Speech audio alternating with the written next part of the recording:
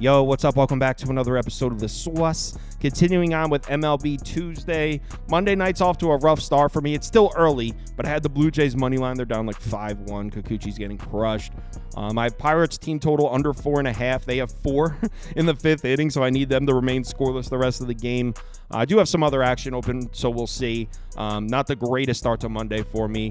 But anyway, doing Red Sox Blue Jays in this one. We'll go through every single game on the board on the live show at 4 o'clock p.m. Eastern time. Boston and Toronto, let's go. Welcome to The Sauce. The Sauce. Sauce. Hey, get the sauce. All right, like I said, Sox are on the road in Toronto. This one is currently sitting at a pick'em. Maybe Boston a slight favorite, depending on your sports book. Even minus 110. Total sitting at 7.5. We got Tanner Houck on the mound for Boston. Chris Bassett pitching for the Jays. Let's take a quick look at the spreadsheet. And according to the model, we got a lean on Boston through the first 5 and the full game. Pretty strong lean, too. 2.86 to 1.59 Sox, 5.14 to 3.21 Sox in the final score. So let's take a look at this matchup, and we'll start with the Boston bats. Sox have been hitting. I mean, the last 30 days, this is a top 10 lineup. In the last 14 days, 4th in WRC+, 3rd in OPS, 2nd in WOBA. They've been hitting on the road. Actually, on the season, this is a top 5 lineup on the road on the entire season. 5th across the board. Last 30 days, top 10. Last 14 days, top 10. So Boston's been hitting. They've been hitting on the road, and they've been hitting right-handed pitching. In the last 30 days, 7th, 3rd, and 2nd. In the last 14 days, this has been one of the best lineups in baseball against righties. The last 4 righty starters to pitch against the Red Sox, 6.10 ERA and a 174 whip. So they've definitely been getting to righty starters. We knew that. I thought it was sneaky to take the Blue Jays with a lefty and Kikuchi on the mound. Turns out they're getting the lefties as well, but their numbers against righties look great. And look at the names on this list. Marcus Stroman, Luis Gil, Aaron Nola, Zach Wheeler. I mean, they've seen some serious righties. They scored on all of them except Wheeler. And Wheeler was back on June 11th. The last 3, Marcus Stroman got to him. Aaron Nola crushed him. Now, Luis Gil, only 1 run. They had 8 base runners in 5 innings pitched. Look at the expected FIP on these pitchers. Boston is giving Boston's lineup is a nightmare for righty starters right now. Which brings us to Chris Bassett. Now, Chris Bassett was excellent in his 2 starts against the Red Sox last year. 1.93 ERA with 11 Ks. Just 11 hits and 6 walks in those 2 starts. And he's been pitching really well as of late. In his last 6 starts, 1.77 ERA, 1.23 whip. On his last 3 starts, even 2 ERA, 1.33 whip. He's been great at home. Well, his last 2 home starts, I should say. 2.25 ERA, 1.33 whip. On the season, not quite as good at home as he normally is. 4.12 ERA and a 1.42 whip. Normally, Chris Bassett has some pretty significant home away splits. Hasn't really been the case this year. He's been pretty good on the road as well. You can see here his game logs. 3 of his last 4 starts have been on the road, and he's pitched really well. At Milwaukee, really tough spot for a righty starter to go pitch this year.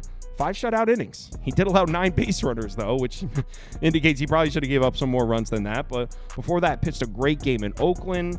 He did get hit up in his last home start by the Pirates, of all teams. Before that, back-to-back starts against the White Sox, then the Rays. So, yeah, these game logs look great. I will say, hasn't seen the toughest of lineups.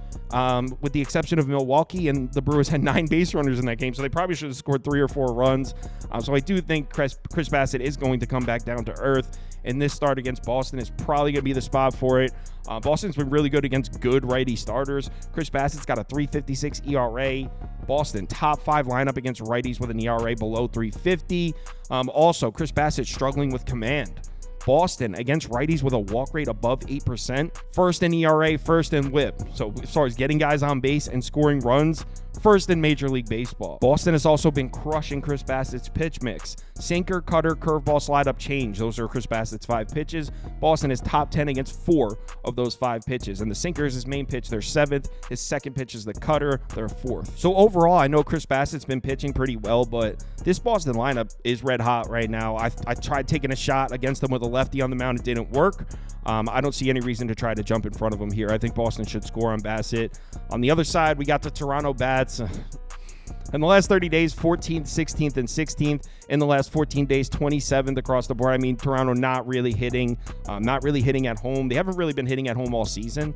20, 23rd, and 22nd. kind of the same looking numbers in the last 30 days, the last 14 days. They're also not really hitting righties anymore. If you rewind back about a month, they were hitting righties and struggling with lefties. In the last 14 days, they're bottom 10 in Major League Baseball against righties. They have gotten to the last few righty starters they've seen, though. 6 ERA and a 140 whip. Here are the game logs so you can see who those starters are, and the picture becomes clearer. They got to 2 starters in a row, Ben Lively and Carlos Carrasco. Other than that, they are not getting to righty starters. I mean, Tobias, 6 innings, 1 run. Colin Rea, 7 innings, 1 run. Mitch Spence, 7 innings, 2 runs. So, yeah, they got to Carrasco and Lively, but as a whole, I don't trust this Toronto lineup against right-handed pitching. And they're matched up against Tanner Houck, who's having a career season. 2.08 ERA, 0.95 whip, and a 2.87 expected FIP. He's been great. He's been great on the road. On the season, he's made 6 road starts. He's got a 1.66 ERA and an 0.82 whip. Hasn't slowed down at all. Numbers in the last 4 road starts, last road start, all look just as good. Here are his game logs. Look at that start. I mean, his last start against the Phillies, 8 hits, 3 earned runs. Made it 6 innings. That's not bad. So we just saw the Phillies was okay. Didn't get crushed. Before that, yeah, some questionable lineups in here. The White Sox, the Tigers, the Rays twice. But as a whole, Tanner Houck's been very, very good. And as far as the type of pitcher Tanner Houck is, this should be a really tough matchup for Toronto. He strikes a lot of guys out. Toronto against righties with a strikeout rate above 24%. You can see the numbers look pretty bad. He also doesn't walk anybody. Toronto against righties with a walk rate below 6%, by far the worst. I mean, they do much better against righties that walk a lot of guys. It's a really tough matchup for the Blue Jays, and I expect Tanner Houck to pitch well. I will say, though, if you're looking to back Toronto, you can point at the pitch mix. They've hit the slider really well. They've also done a good job against the sinker and the splitter. Those are Tanner Houck's 3 pitches. So there is an angle there. If you're looking to back Toronto to bounce back after what they just did, what just happened in the Kikuchi game earlier tonight. But as a whole, I think there's more evidence pointing towards Tanner Houck throwing a gem. As far as the bullpen matchup, huge edge Red Sox. Boston's bullpen has been significantly better than Toronto's all season, and they have been as of late as well. The Red Sox bullpen has also been pretty good on the road. On the season, 6th in ERA, 5th in WOBA, 6th in expected FIP on the road. Last 30 days, last 14 days, both look pretty solid. Toronto's bullpen at home, shit. So no question, huge bullpen advantage for the Red Sox. And as far as offenses against opposing bullpens, no question, huge advantage for the Red Sox. So Boston, the huge edge in the late innings as well. We can just skip right to the bet because I bet Boston. I got it at a pick'em. I think most books have it at about minus 115 now. I don't see how you don't take Boston here. I mean, this game's not even over yet. I think it's 5-1 right now as I'm recording this, but I tried to be sneaky and take Toronto, catch the Red Sox in a flat spot coming off the Yankee series. It made a lot of sense. Clearly, I was wrong. The Red Sox crushed Kikuchi. Toronto wasn't able to do shit. So, yeah, I took Boston. I got it at a pick. I'm pretty comfortable in that position. Let's go Red Sox. Like I said earlier, live show, 4 o'clock p.m. Eastern time. We'll go through every single game on the board. If you're able to make it, would love to see you in the comments. If you want my top bets or top bets from anyone on the staff here, head over to KyleKirms.com and sign up for Sauce Network Plus. Comes with the top bets, access to the Discord, and you can participate in the weekly betting league. $100 and a trophy go to the winner every single week. We're having some fun with it. So if you want in on that, head over and sign up. Let's have ourselves a nice Tuesday night. Hopefully by the time you're watching this, things turned around on Monday. Had a rough weekend. Really don't want to start it off with a losing Monday, but we'll see. Let's have ourselves a good one. Talk to you in the Discord.